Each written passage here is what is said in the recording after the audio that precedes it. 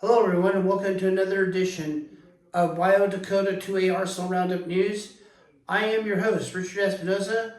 We are your primary source for Second Amendment news, whether it be good, bad, or ugly, whatever will help benefit your Second Amendment rights, or will affect your Second Amendment rights. Whether it be here in the great state of South Dakota, the great state of Wyoming, or every part of the United States, from red states to blue states, we inform you on important Second Amendment news that matters. I also encourage you to follow the latest episodes of Guns and Gadgets. Jarrett from Guns and Gadgets has some very interesting Second Amendment news. He always comes up with something good. And I also encourage you to follow Mark Smith of Four Box Corner Diner.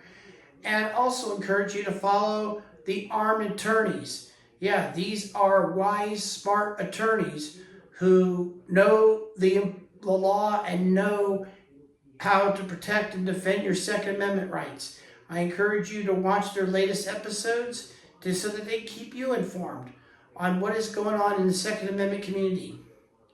Well, today's subject I'm going to be talking about is unarmed and helpless in California. And that's exactly what California has become right now. Unarmed and helpless. You see what's going on in California, and by now you have watched the news and you've seen what's going on with these looters, these rioters, and all these obnoxious thugs that are killing California. And it's just ridiculous on what my former state has become. I was born and raised in California, and I lived in a time when California was a great state. I lived in a time when it was free. I lived in a time when it had respectability, accountability, and a lot had to do with the older generation. There was the older generation who brought my generation up to be the best we could possibly be. But unfortunately, California has lost its ways after the end of the 1980s. California has not had a great governor in a long time. Last governor they had was Ronald Reagan. Although President Reagan, and as a governor, he had his flaws, I'm not going to lie, and he did some things that were unpopular, but if you could compare what the previous governors after him did, from Jerry Clown to George Duke Majan, from Pete Wilson to Gray Davis to Arnold Schwarzenegger to Jerry Brown again, and then now Gavin Newsom, you will know how horrible California has become. And California has become the guinea pig of gun control. And the worst of all, California is leaving all their people unarmed and helpless, and people are becoming more victims every day. And it's just horrible that California just doesn't care about their people, about the seniors who are left at home being unarmed and defenseless. And you've seen in the past what being unarmed and defenseless can lead to. And one of the reasons why California is so strict on its gun laws, because they know it's their way of controlling people. Now keep in mind, these California legislators, they don't pass the so-called sensible gun laws to protect you. They do it to control you and to dictate to you. But what did the politicians learn from all this on how civil disarmament leads to power for them? Well, let's go back to 1992, shall we? Let's go back to the Rodney King riots. Let's talk about the Korean merchants, also known as the rooftop Koreans. You saw what happened during the Rodney King riots. Many of these Korean owners, these Korean supermarket owners who own local businesses, used 30-round magazines, shotguns, and pistols to defend their property and their personal belongings, as well as the merchandise that they were selling. While every part of LA was being burnt to the ground, the Koreans stood their ground. Yes, they used 30-round magazines, 15-round magazines for their handguns and shotguns to defend and to protect their livelihood. And California hated that. The elected officials in Los Angeles, as well as in Sacramento, hated the fact that the Koreans were using these magazines to protect themselves. Now you might ask, why would they be mad? Why? It's that simple. Because it defeats their gun control narrative.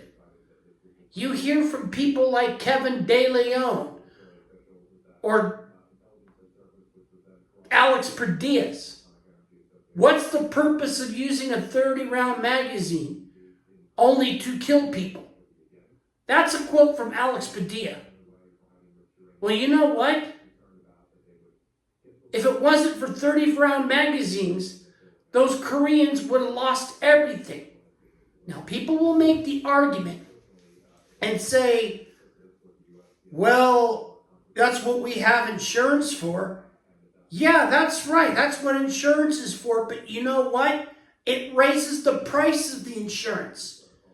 People don't realize how expensive insurance is. And each time you get your stores looted, the insurance companies raise the premium. Do you think that's fair? You see, that's typical liberalism of justifying criminal behavior. And yet again, California is being unarmed and defenseless. And you know how strict gun laws lead to. It favors the criminals.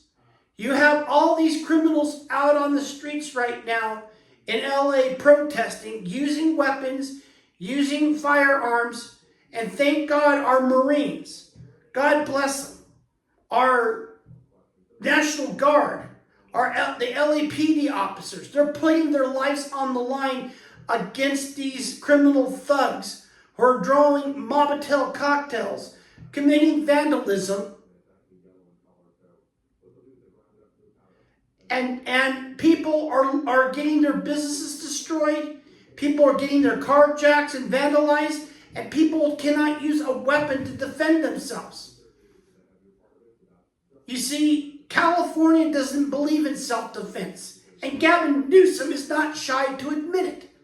Yeah, old Mr. Hair Gel himself, he ain't afraid to admit that there's no justification to self-defense.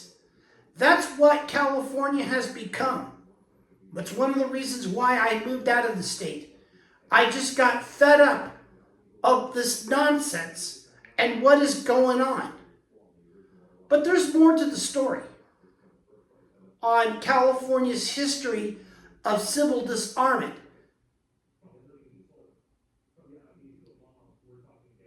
I'm going to play a clip from Ezra Taft Benson, who is President Eisenhower's former Secretary of Agriculture. He explains the details, how the Democrat Party has become the New Age Communism Party. He talks about how politicians use the manipulation of rioting, a civil war, in order to become the new world order and to take control of lives through tyrannies. So I'm going to play this clip for you so you get a perfect understanding that even Ezra Taft Benson saw this happening before it even happened. He saw it with his own eyes. But then again, he was Eisenhower's Secretary of Agriculture, and he has witnessed everything that Nikita Khrushchev wanted to plan into the future. It was Nikita Khrushchev, the former Secretary of the Communist Party of the USSR, made a vow that one day America will become communists. Unfortunately, we're halfway there, but it's up to us to do something about it. Now, let me play this clip for you so you can get a perfect understanding what Ezra Taft Benson is talking about. The only difference is that unlike our enemies of the past, the communists plan to conquer from the inside.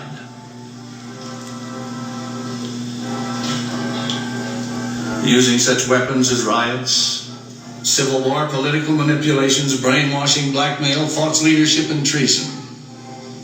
Whether we like it or not, the International Communist Organization has declared total war against the United States, and we are fighting for survival. Well, there you have it, folks. Wise words from one of the greatest American patriots of the 20th century. Ezra Taft Benson predicted everything. Everything he said was going to happen did happen. We can't say we weren't warned. He warned us back in the 1960s and even in the early 70s that what was predicted to happen then is now happening now. But we just didn't take it seriously. You see, there's a reason why Democrats support illegal aliens. Here's why. It's because it keeps them in power. They give them more rights than we have. Now, as we being disarmed, why our hack politicians pass these anti-gun laws on us, the illegals get firearms and use it on us. That's how they stay in power. You go back in history, how Adolf Hitler, who was not even born in Germany, was Austrian. He came to Germany to be the new chancellor. And then it was the people of Austria who are members of the neo-Nazi party came into Germany to make sure that the deal was sealed, that he'd become the next chancellor of Germany. And look what happened. This is what it's going to lead to, ladies and gentlemen. That is why we're having this rioting. And then all I hear from these rioters who are saying, we're only taking back what's ours. This is stolen land. The United States stole California. Bull, they did not. How many of you know what Mexico really is? And I'm Mexican American. Mexico was created by Spain. Spain took land from the indigenous people. The indigenous people got wiped out by the Spaniards. From all the way from El Salvador, all the way to Mexico. In fact, Mexico belonged to El Salvador under a different name.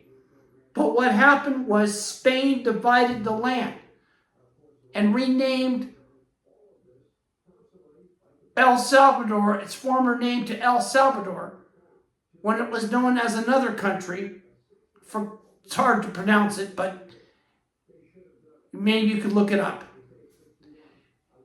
But they came up with the name of El Salvador and Mexico. They divided the two lands into different names. So Spain stole California from the indigenous people. Not the United States, but Spain. California was sold to the United States by Mexico. They sold it. You can't steal something that you already bought. If you bought it, you didn't steal it. The United States bought California for $15 million, which was the equivalent of $1 billion in those days. That was a lot of money back then. In today's market, it's peanuts. But that's how much the United States paid for California, $15 million.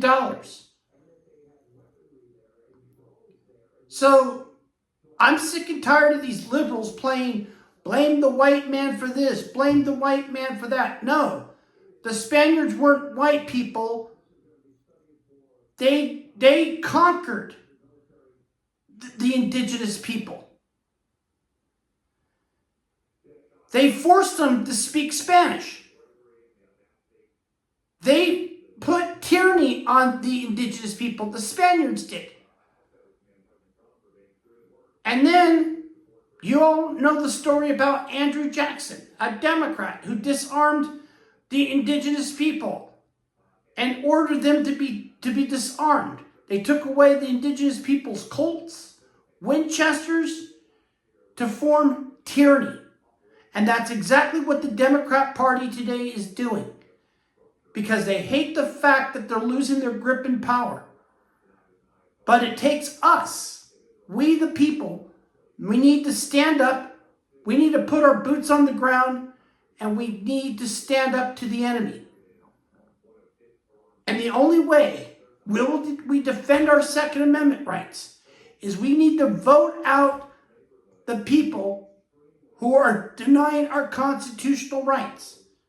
That is why you need to write letters, you need to call them up, and tell them where you stand. Whether if you live in a pro-gun state or a gun control state, doesn't matter. You got to make your voice heard, because that's the only way you can defend your Second Amendment rights. And what's going on in California right now is just a perfect example of what it's going to become if we don't do nothing about it. Everybody in California, everybody gets robbed for a reason. Because criminals know that when you live in a gun control state, it gives them the leverage to take advantage of you and steal for everything you work hard for. But when you live in a pro-Second Amendment state, you're going to have less crime. Why? Because the criminals don't want to take a chance to rob somebody who's armed. Unfortunately, in the state of Wyoming, and I talked to a clerk, that even though Wyoming is a pro-gun state, these gas stations are not allowing their clerks to be armed. But in Arizona, they allow it. So if you go to Arizona, if you try to rob a convenience store, chances are you're going to get a bullet in your face if you attempt to rob a clerk, because they're armed. But in Wyoming, they won't allow it. Even though Wyoming is technically a pro-gun state, and you can legally carry. But they won't allow you to carry a gun at work to protect yourself. South Dakota, I'm not too sure. I'm still learning more about the state of South Dakota. I'm talking to people, get to know what's going on with the state. So it goes to show you that gun-free zones leads to a disaster. I was in Montana not too long ago. There's this restaurant that says that they don't welcome people to conceal carry. Well, you know what? They're inviting trouble. When you display a sign like that, that's what unarmed and defenseless becomes. You're sending a message to the criminal that this place is a gun-free zone, so you're free to rob. Nobody's going to protect themselves because we unarmed our customers. Well, I don't do business with a restaurant that denies a person's right to carry a firearm with them. I won't give my money to them, because all they're doing is inviting trouble and welcoming the criminals to come in to a gun-free zone and take advantage of people. That's what gun-free zones lead to. And that's exactly why California is disarming its people. They're going to back the rioters. People like Gavin Newsom, people like Alex Padilla, or Coney Cardenas, and Eric Swalwell, and all the rest of the liberal elites. They're going to be on the side of the rioters, calling them peaceful protesters, while they're vandalizing everything, robbing people who are unarmed. That is why we have robberies. That is why we have this, because Our government is disarming people. That is why I left California. I want to live in a pro-gun state. I'm almost 54 years old. I'm not the ultimate badass I once was when I was much younger. Back in my day, I was a badass. Nowadays, I'm not as strong as I used to be. So the only thing I have left for me to protect myself is an equalizer. If somebody's going to rob me, somebody's going to break in my home, rest assured you, I'm going to use my firearm to protect my property and my life. Because I'm not getting any younger, though I don't feel old, but technically I am getting old, but you get the picture. I still feel young at heart. I still got energy. I still like to do gardening and stuff like that and keep busy. So, yeah, I'm not allowing my age to slow me down. But as far as my physical ability of getting into a fight with somebody, I'm not the badass I once was. So I'm going to have to use an equalizer firearm to protect myself if my life is being threatened. And so should you. That is why I encourage everybody. If you haven't fired a gun before, learn to fire a gun. Take classes. Do whatever you have to do to protect your family. That means even use civil disobedience. That means if you live in an anti-gun state, screw what they say. Do the opposite. Have a gun in your house and protect yourself. You don't need to register it. You don't need to obey their unconstitutional laws. Do what's right for you. That's the message I'm giving to you. And this is why California has become unarmed and defenseless. Well, anyways, that is it for today for Wyo-Dakota 2A Arsenal News. And I have some also other good news I'd like to share with some people. I will be starting my morning podcast on Saturdays. I'm waiting to get some equipment. I'm going to be on Podbean. I'll be doing Saturday morning shoot.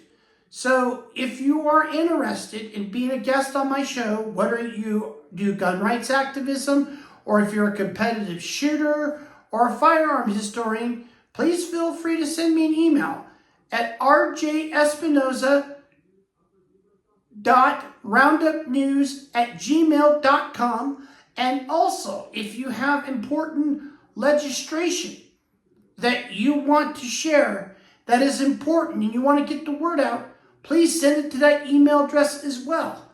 Tell me what state you're from. Tell me about the legislation. Tell me how it will benefit your Second Amendment rights, or will it affect your Second Amendment rights? That's what I'm here. Help me help you get the word out. I am so looking forward to doing my podcast on Podbean to do Saturday morning shoot. It's going to be a great show.